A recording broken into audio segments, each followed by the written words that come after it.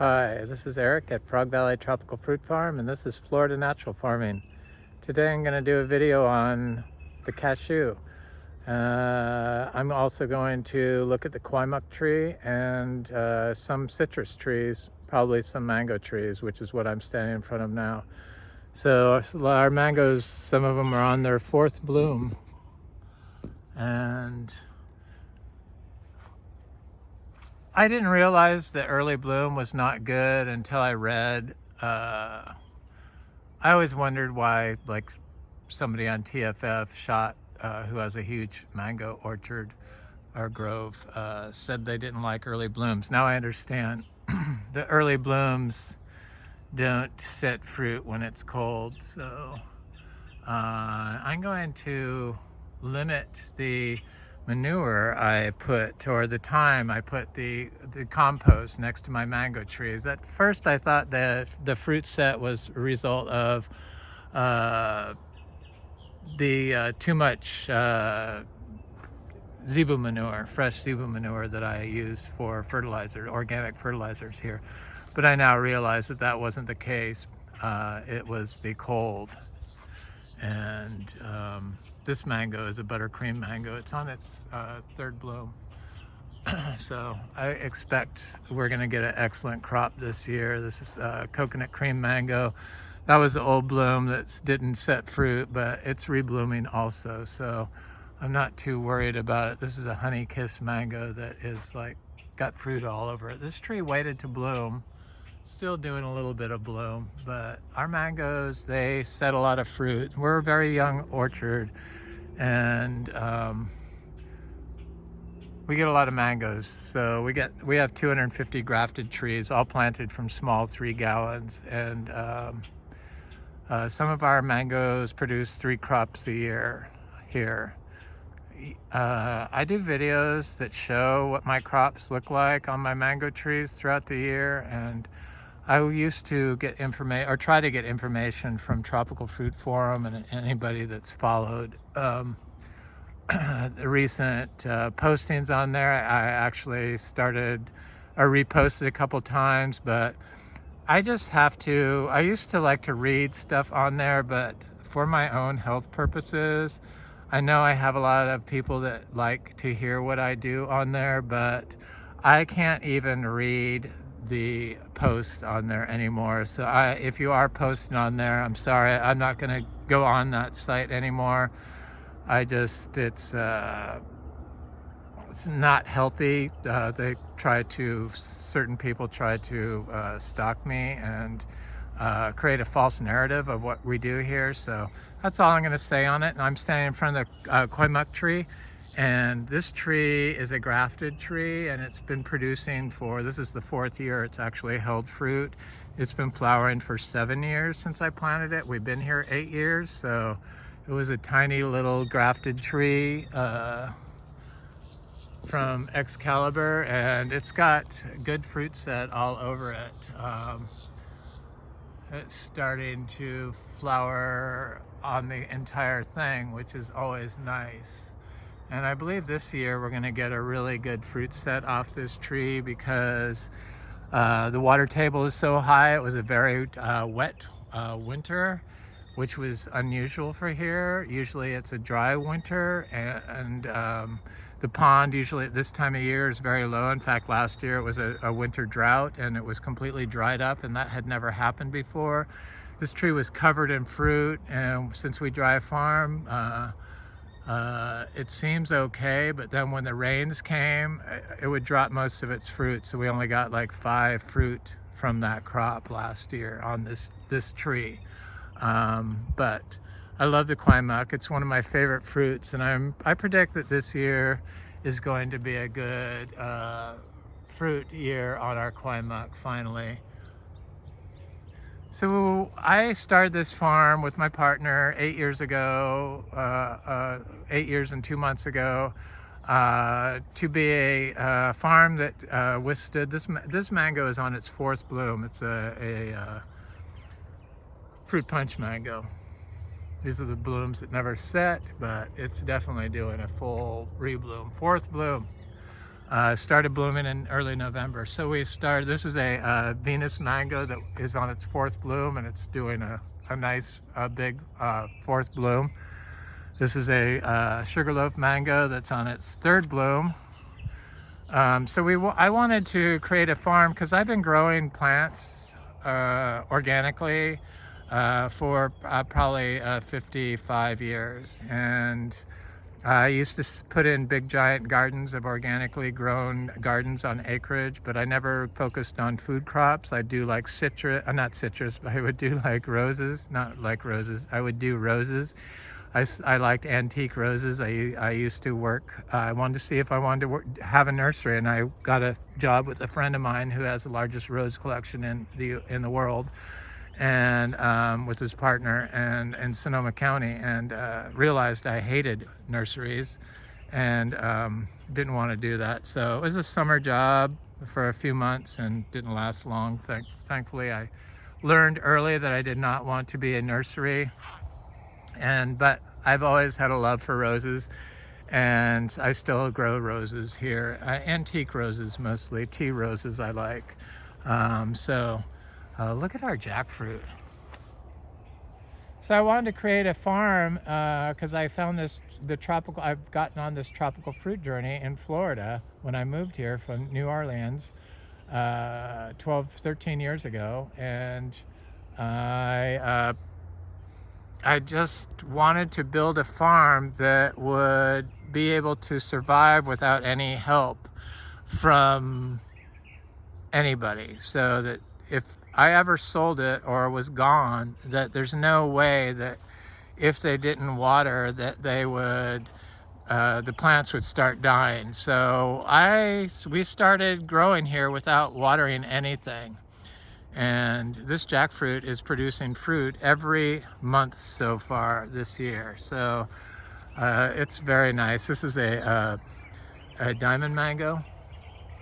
Note the powdery mildew on there. I'm just showing this so that because people think that powdery mildew will affect fruit set, but that's not what I've found. It tends to clean off the dead flowers and leave the fruit. You have to have some sort of fungal antagonist to elicit an immune response, a metabolic response in the tree to get a plant beneficial natural remedy for what is ailing it, and turn a plant pathogen into a plant beneficial fungi. So it's all signaling, and soil health and soil fertility has a lot to do with it, and how you manage your soil is very important. And we basically have a permanent agriculture system here. These are our lychee trees. Thankfully, I grew Brewster, which I heard is least likely to get the mites, the arachnoid mites that the lychees are getting. They've had to chop down so many beautiful lychee trees in Florida. And we grow mauritius, and they're dry farmed. This was a little complicated, my journey to totally figure out, not totally, I'm still learning. In fact, the more I learn, the less I feel I understand, to try to figure out how to get stuff to grow. And the biggest factor in my understanding was the soil. So leaving a living cover on the ground and applying low nitrogen fertilizers in organic form. So in a whole food organic form. So we use the miniature zebu because I look to indigenous cultures for inspiration. So I look to India. Zero budget natural farming was one of my greatest inspirations on how to manage this farm. And I do not copy exactly any regenerative modality, including biodynamic. We used to be biodynamic certified, but I take aspects of their modalities and use them. So I don't really make compost like you would have to do in biodynamic.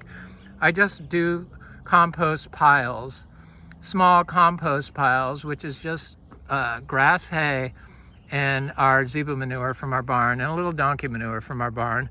And it has urine in there, and I clean it out every day, and that's 1 day's supply. So there are rules against using and applying raw manures in agricultural systems that you use for crops. So you have to wait 120 days after you apply the manure before you can harvest fruit and sell it to the public. Even though E. coli is a needed biological microbe, it's a major nutrient scavenger that creates enzymes that are needed for plant cellular processes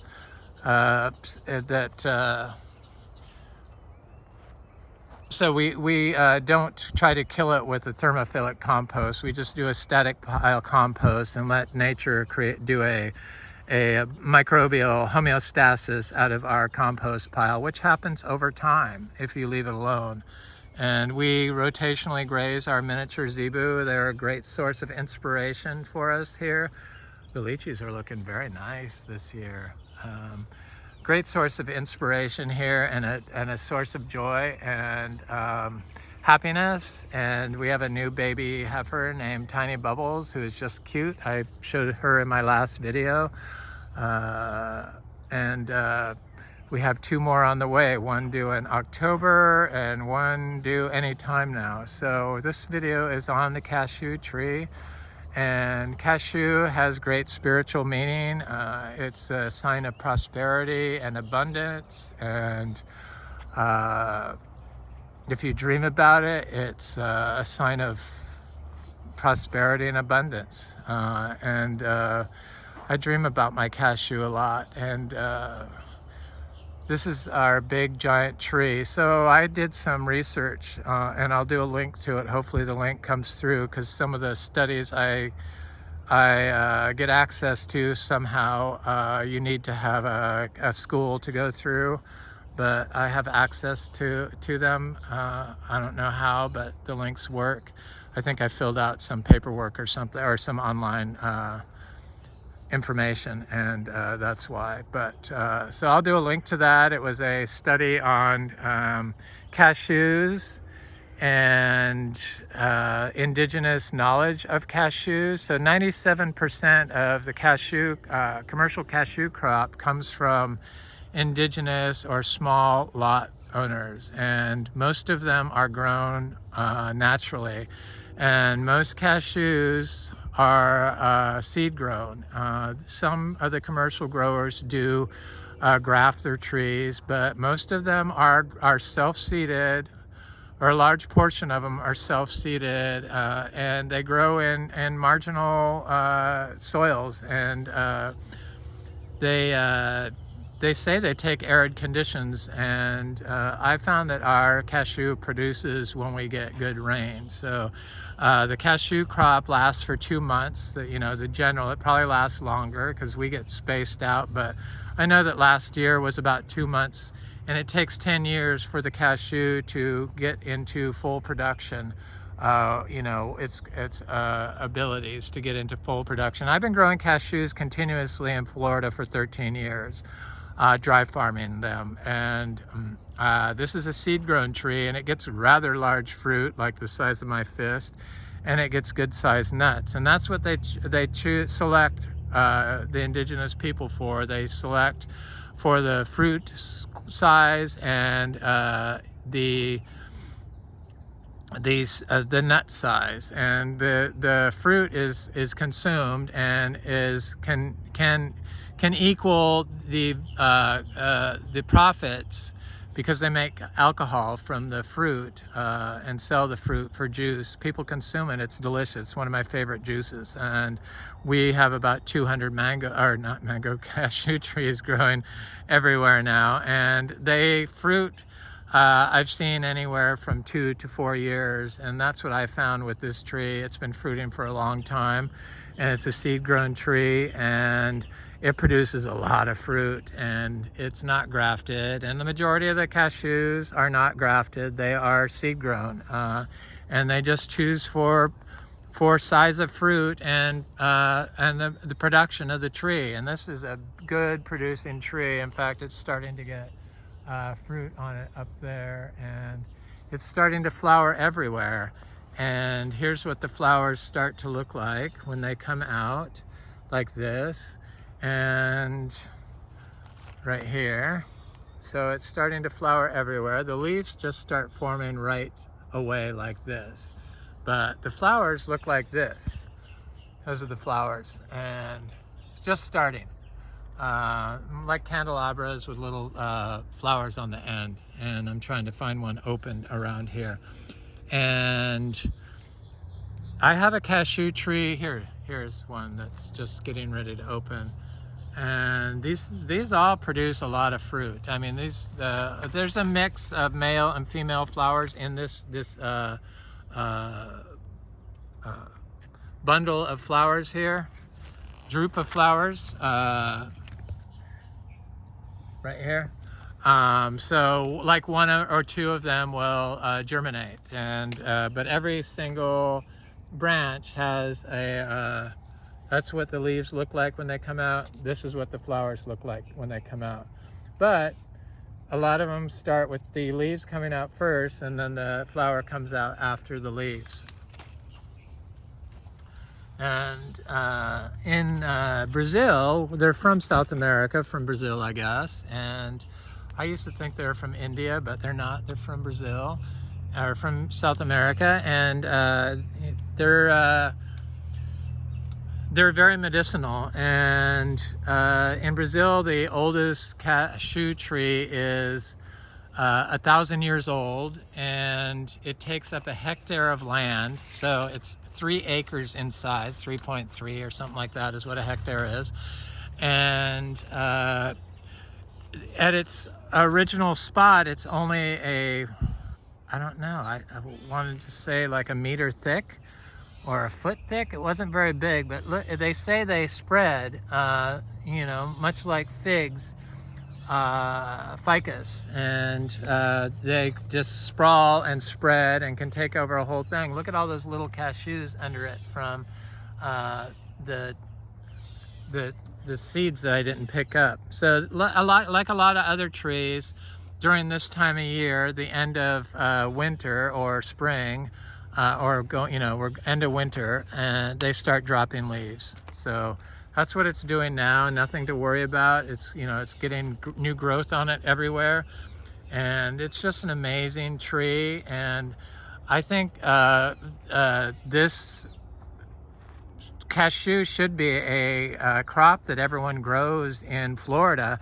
especially if you have like land, because it requires minimal inputs, and especially if you have animals, because cashew is a magnesium super accumulator. So animal manures contain high amounts of magnesium. So I found that applying my daily compost, I did it all the way around this tree last year, and it paid off. The entire tree is covered with blooms. It's getting quite large, this tree. It takes up a lot of space. I'm trying to think if I could grow cacao in its canopy, and I don't see why I wouldn't be able to do that. They say it gets a really long taproot, and it has the lateral roots grow out twice as far as its canopy. I find that interesting. It's like huge underground root network. But I've never watered this tree. It's never been connected to water. I never watered it when I planted. We don't water trees when we plant them. I say we, but it's really I, even though my partner now is retired and working here at the farm full time. It's such a help. I really appreciate it, and I'm thankful for that. Our Miko lemons, I want to talk a little bit about citrus, because I'm just blown away by our own Miko lemon, and it's covered in manure. So I practiced and gave some daily compost, because I'd never given any of the citrus any compost or daily manure. Though I did do all the biodynamic preps over the years, which includes application of biodynamic compost and the biodynamic preps, but we aren't biodynamic certified anymore. Our records used to have to be certified. So all this stuff that I talk about, for the first 7 years, basically, of our farm, we had certified records. So it's, who does that? Third-party certification from 2 different agencies. So you kind of have to be you have to be honest and tell the truth. So I do these videos to show people in real time what is actually going on here, so that if anybody needs to know any information on Frog Valley Farm or tropical fruit growing, a natural permanent agriculture system, farm system, a functional farm system that you don't have to really do a lot of work to, you have to come to this YouTube channel, because I'm not anywhere else, and I figure all of this is enough.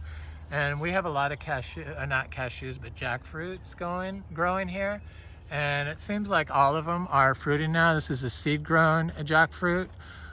We have about 10 producing trees now. Half of them, or a little more than half, are grafted trees. And I'm planting all the seeds from our jackfruit.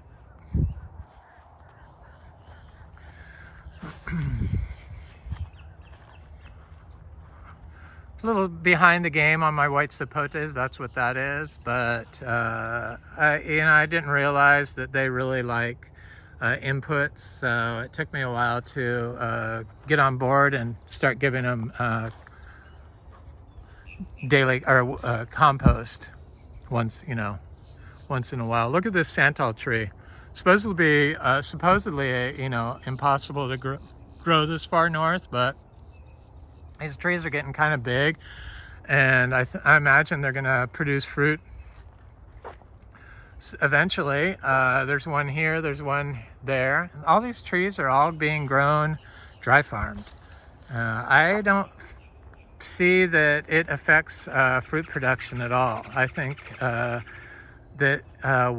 using water actually in Florida probably negatively affects trees sometimes, and that's why they have to use salt-based fertilizers, because the pH of the water here is so high, and a lot of these tropical fruit trees like an acidic soil, but it's a constant battle with the soil, because to get it acidic, you have to compact it and apply fertilizers and keep the carbon. They keep the carbon out by mowing it, which further acidifies the soil.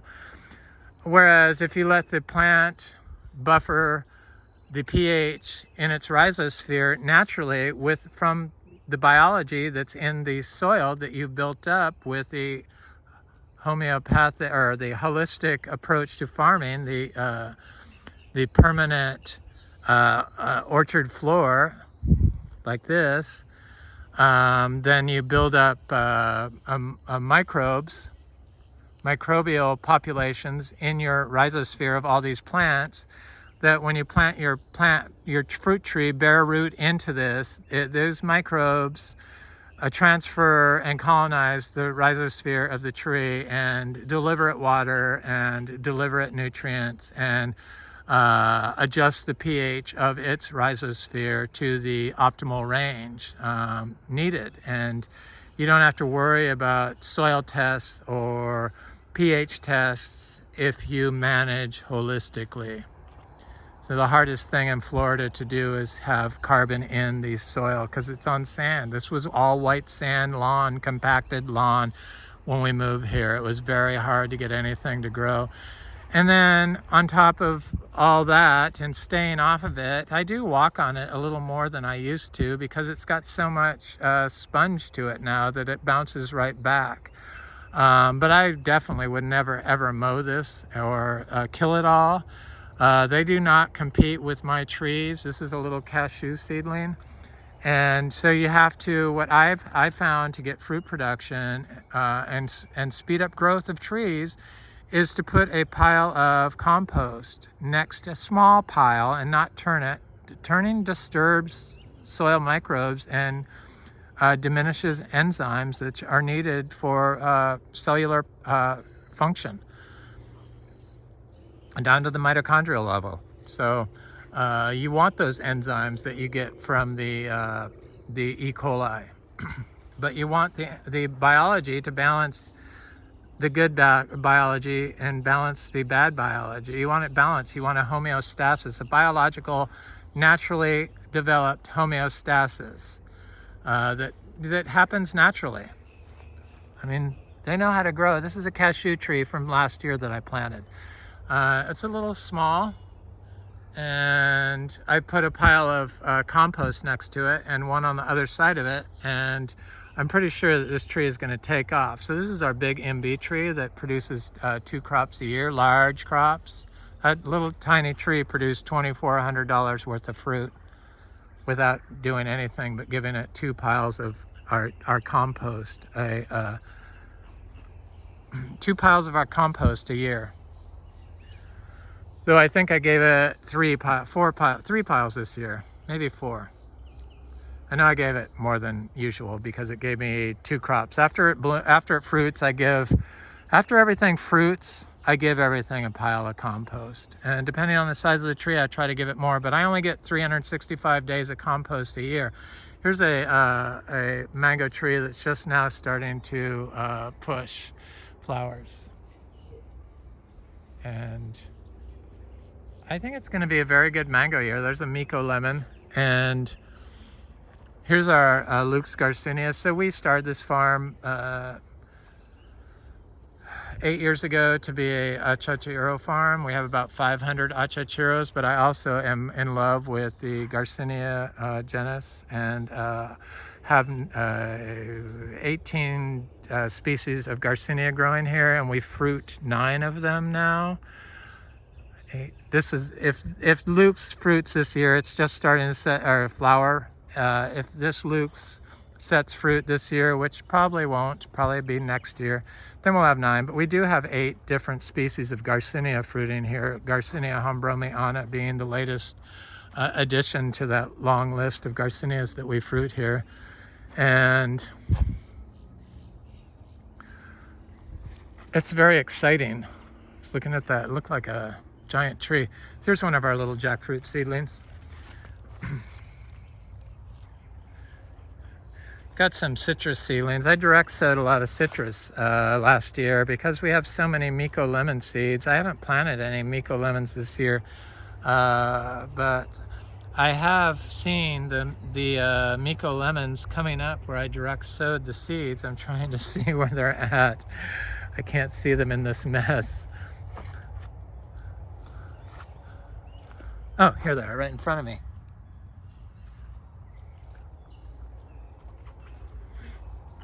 Yeah, that's how little we plant our citrus. Well, those were direct sown seeds.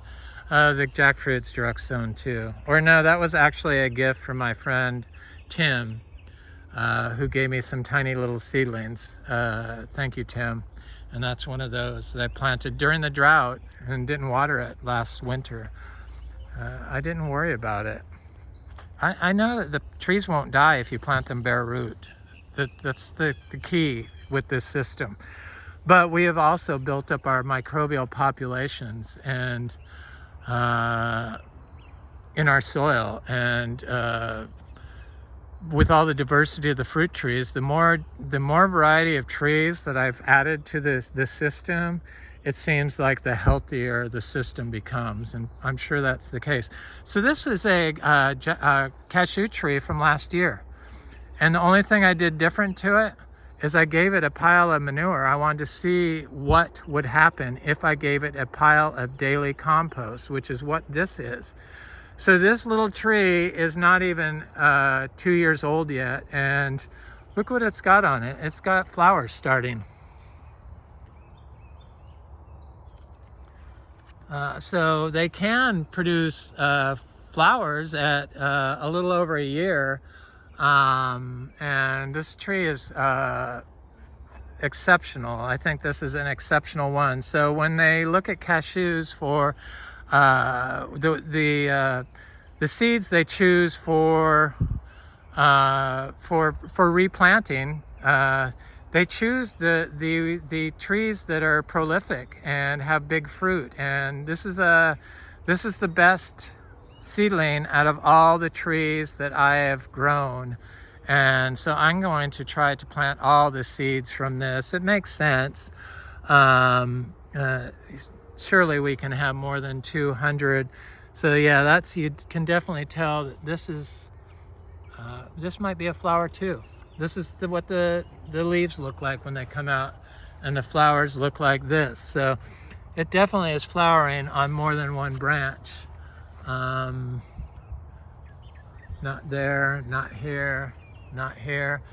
But so they can flower after a year here in Florida. That's what I say. Florida should be a major cashew producing region, and I'm so glad that I've experimented and learned this, and I'm glad that people are interested in it. And we get a lot of fruit.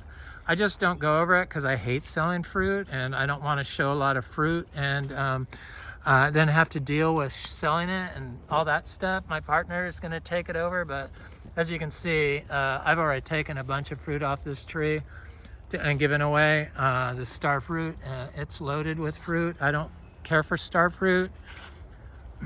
So here's another tree that I experimented on by giving it a pile of the daily manure, and this is what's left of it. So it's been a year almost since it was planted, but this tree is not flowering.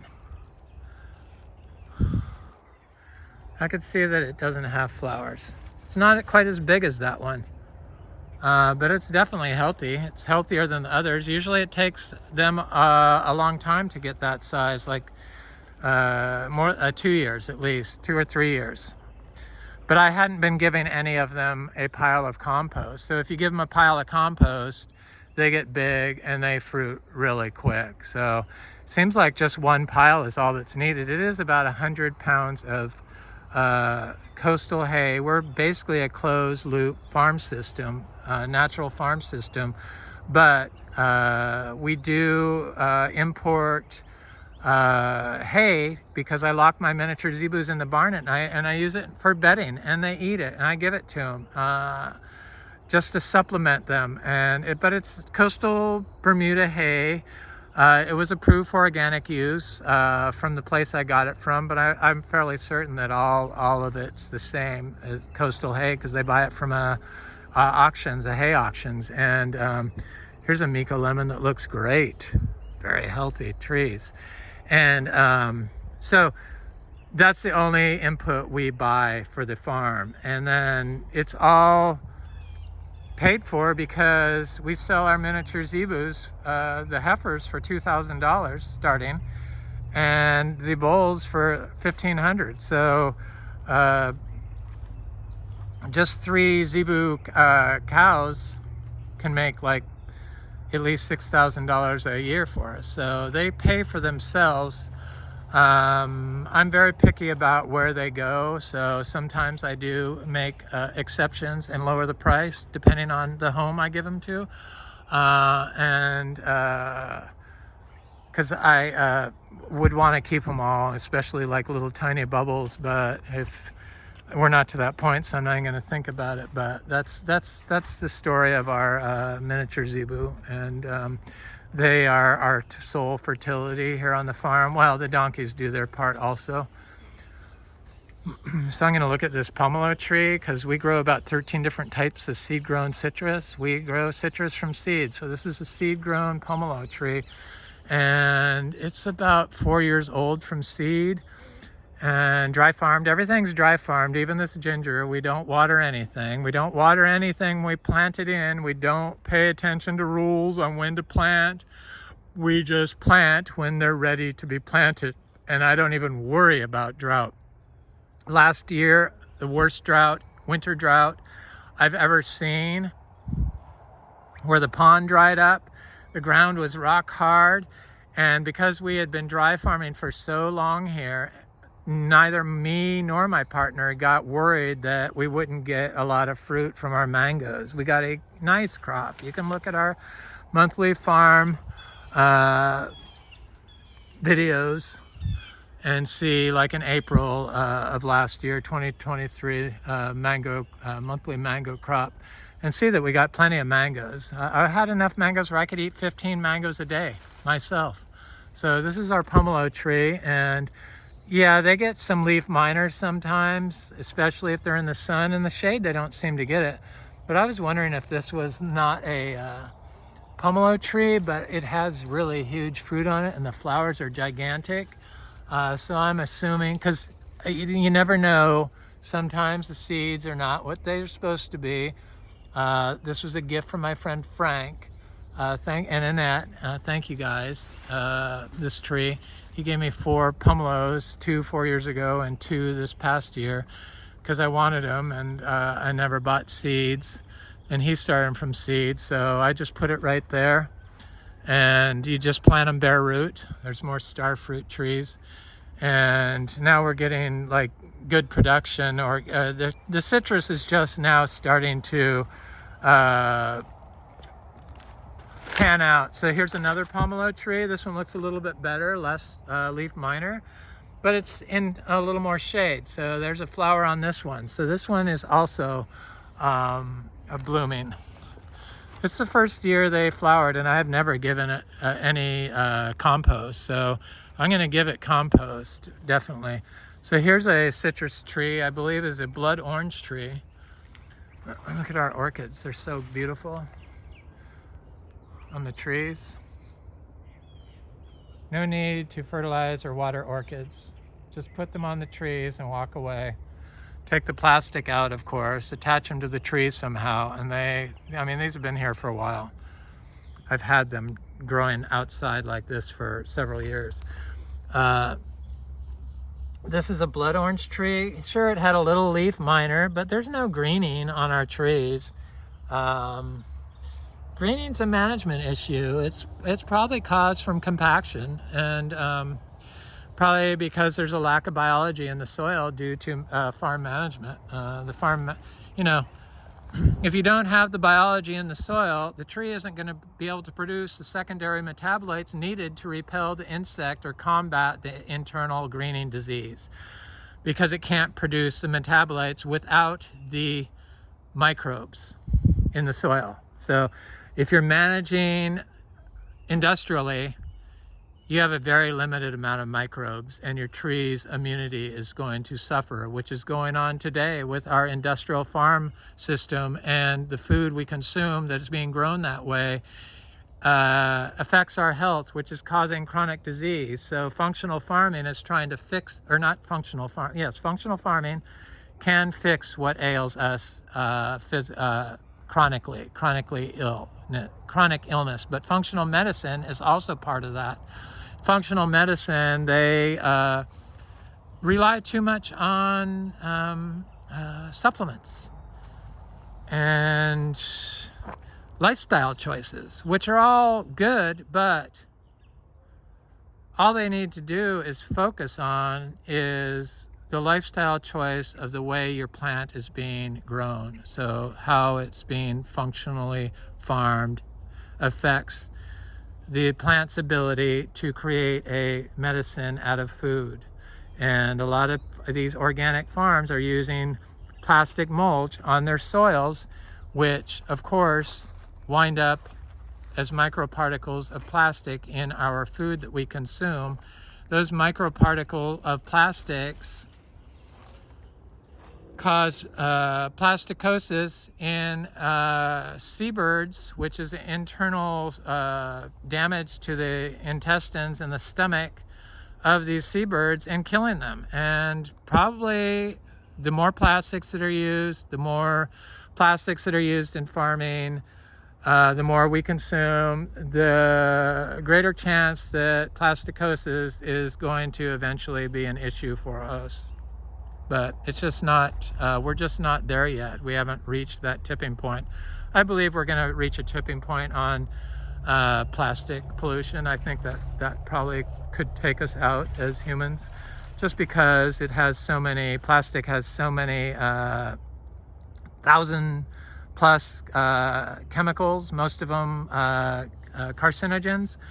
So they cause cancer, you know, forever chemicals, PFAS, or PBAs, PBSs, you name it, phthalates. Here's another citrus. So I'm gonna go look at some little cashews and a couple more citrus. I'm trying to think if I have any cashews up here. I do not. I love torch gingers. I love different gingers. I try to intercrop everything. So I do try to, like, slowly trying to displace the grass. Although I like the look of the grass, to displace it with more of a garden-like look. And I incorporate medicinal plants and culinary plants. So this is my galangal ginger, and non-edible landscape plants. This is achachiro. So I grow citrus from seed. I like to do my citrus in pots, and I got some seeds from my friend G at Virginia Fruit Growers, and he gave me a citrus. Probably was the best, most exciting citrus I've had since a cutie.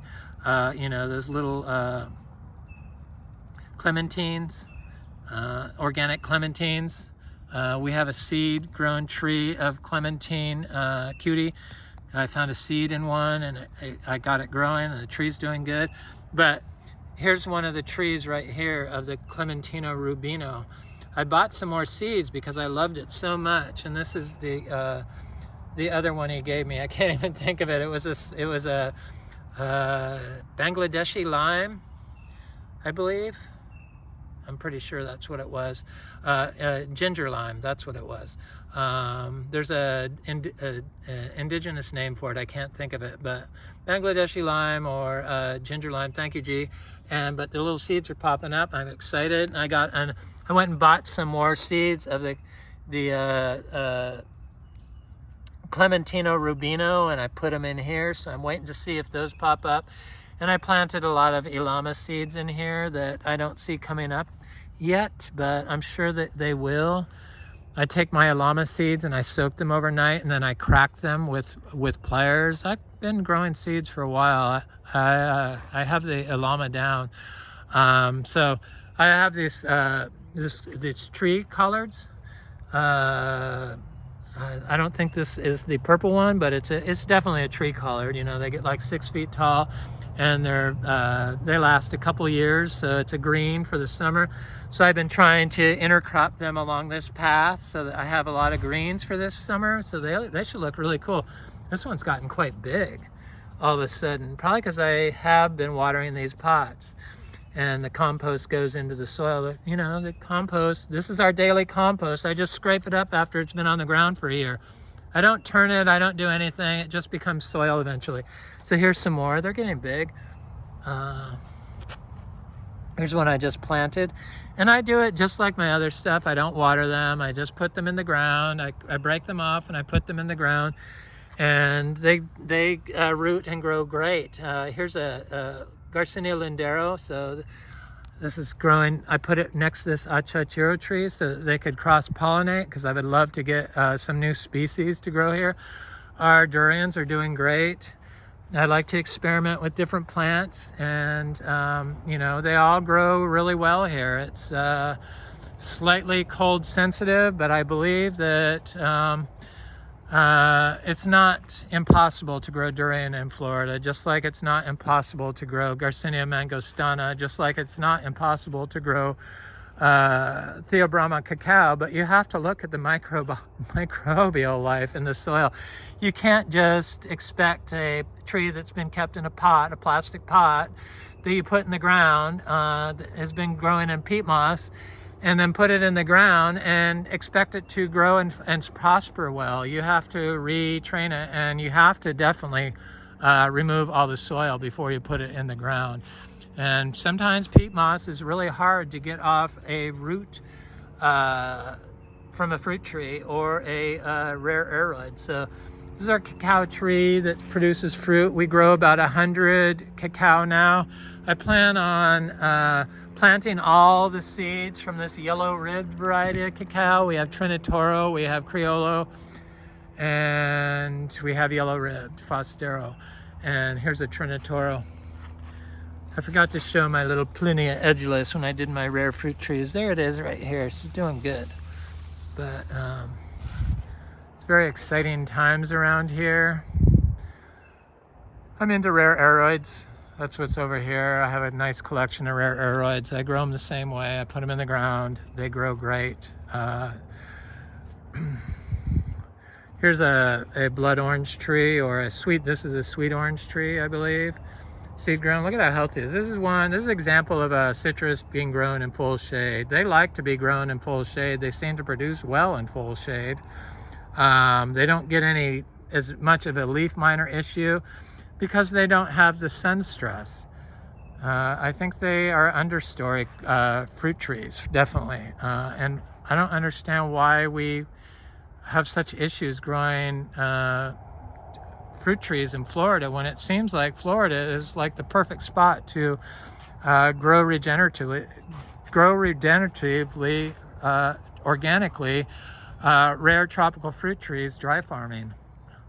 Of course, not all spots are the same, and it takes you a while to get your, here's a wampi tree, get your soils just right. So here's a little tree that just started fruiting. This is a kumquat, I believe. And it's got fruit set on it. Seed grown, looks very healthy, no greening. You could tell there's no greening on it. This one is in more shade. It's got a tiny little bit of leaf miner on it. We have about 450 banana trees. They're all ice cream bananas. I want to get up to 800 banana trees. I believe that planting a banana next to fruit trees, around fruit trees, a guild around other fruit trees of bananas will ensure their survival, especially for dry farming. It provides the shade, it provides the water cycle because they're fungally dominant, because they're a grass, and fungi, endophytes reside in grass. That's usually where they live. And I believe that they're so they hold so much water that if you have them and they're growing in your system and they're healthy, that anything you plant next to them is going to do good. But sometimes you can plant bananas in a system and they just won't do good. And that's because you don't really probably have enough microbial life in your soil yet. And you need to add some probiotic and prebiotic, which is what our grass hay is the prebiotic, and the probiotic is the animal input, manure input. So this is a loquat tree, and it's covered in flowers, and it's got little fruitlets set all over it. And I'm really excited about all the citrus we have going on here.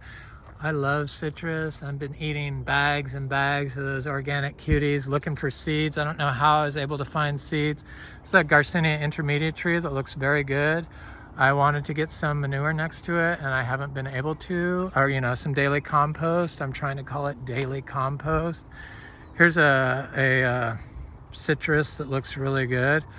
I'm trying to think what that is. It's this is a pomelo tree. That's a little pomelo here. Frank gave me 2 of them. That's one of them. They're the ones he just gave me last summer. It looks very healthy, huh?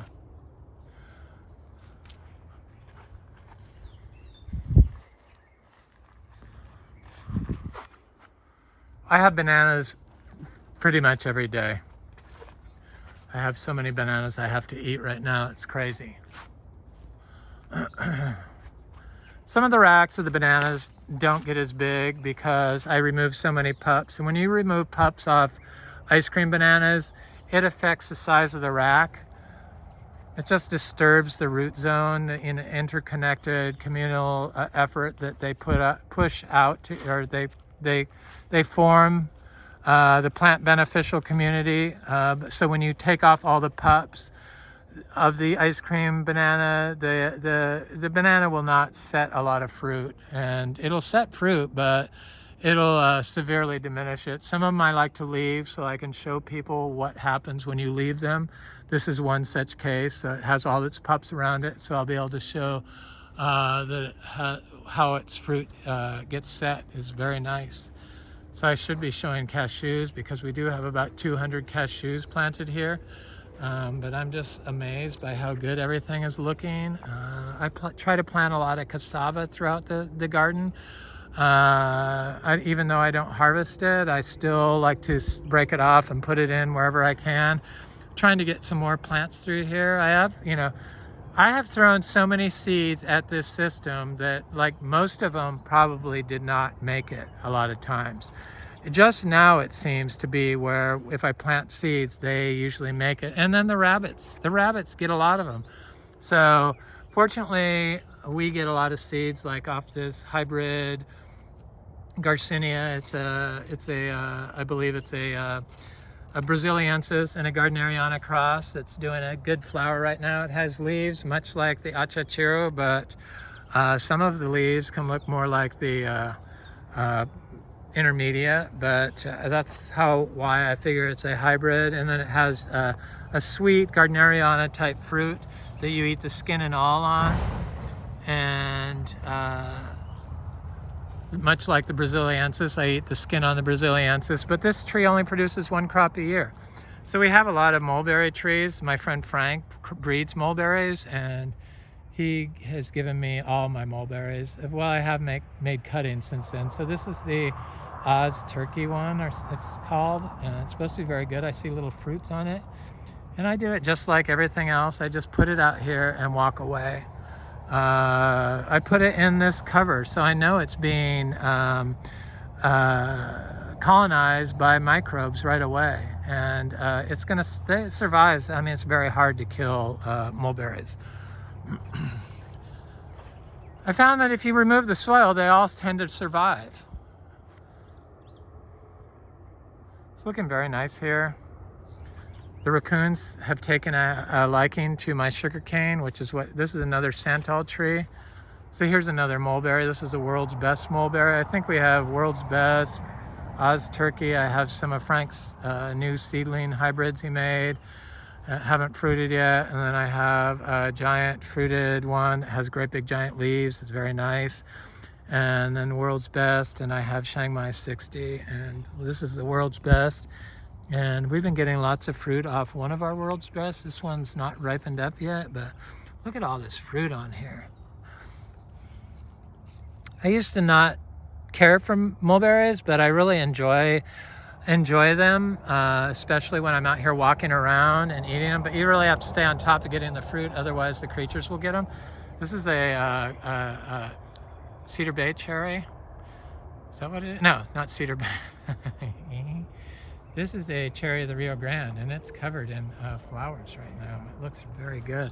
Looks like it's going to be a good year. This is a black fruited variety, and it's quite good. Look at all the flowers on here, and they look a lot like guava flowers, but it's not. This is a cherry of the Rio Grande, and it looks really good.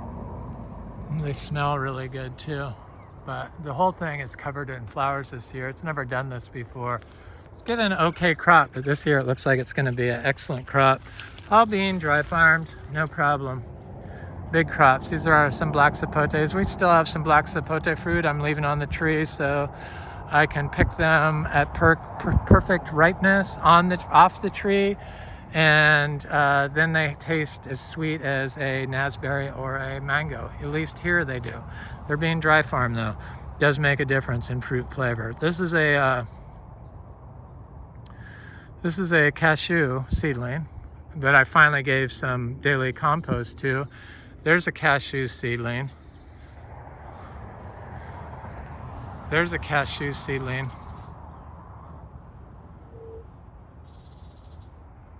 Looks better. Ideally, I could give all these little seedlings a pile of our daily compost, and they would do really good. So this is our Garcinia Hombroniana, the seashore mangosteen. The fruit is doing good. It's got a lot of fruit on it. Nice fruit set. This is a female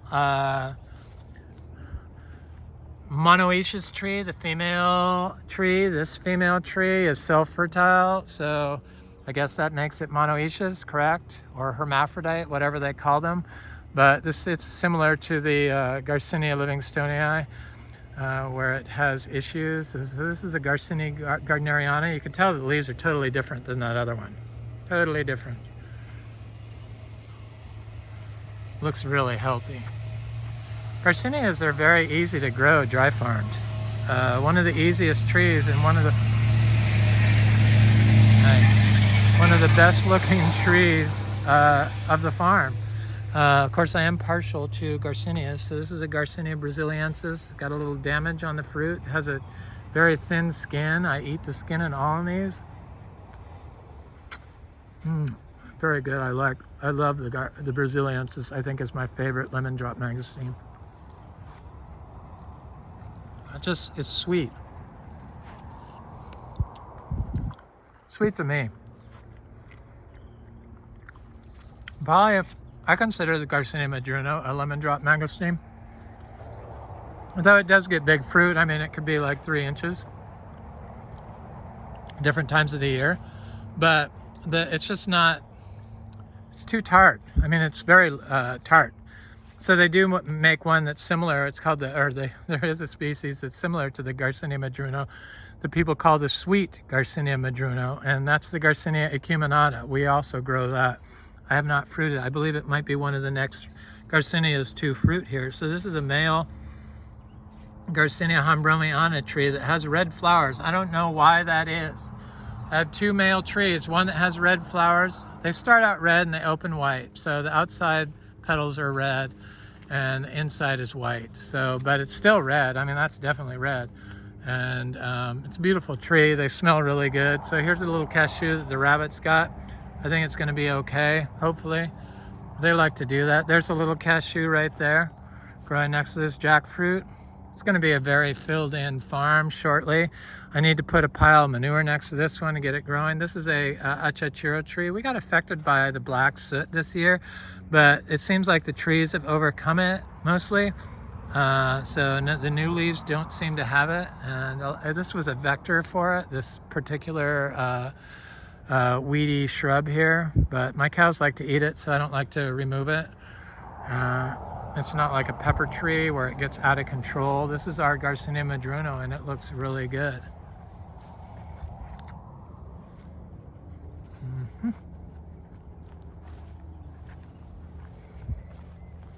Garcinia Madruno produces fruit year-round. Pretty much the Garcinia Livingstonii produces fruit year-round. Garcinia brasiliensis produces fruit year-round. Garcinia intermedia produces fruit year-round. Garcinia brasiliensis produces fruit year-round. And Raul in Puerto Vallarta says the Garcinia humilis, the achachiro, produces fruit year-round. So I'm still waiting for a second crop on our Garcinia humilis, the achachiro tree that's been fruiting here. Probably, I'm sure it will start happening. It just hasn't yet. Most of our achachiro trees are not in production yet. This is the white-flowered, totally different than that red-flowered male Hombroniana tree. And the leaves are slightly different on this. That tree just confuses me. Anyway, that's about it for this video. This is Eric at Frog Valley Tropical Fruit Farm, and this is Florida Natural Farming. It's a video on our cashews, citrus, Kwai Muk, little mangoes, little everything. I hope you have an excellent day, and this is Permanent Agriculture, Florida Natural Farming. Thanks for watching. Please like, share, and subscribe. If you enjoy this content, please leave a comment. I always enjoy hearing from you. Take care.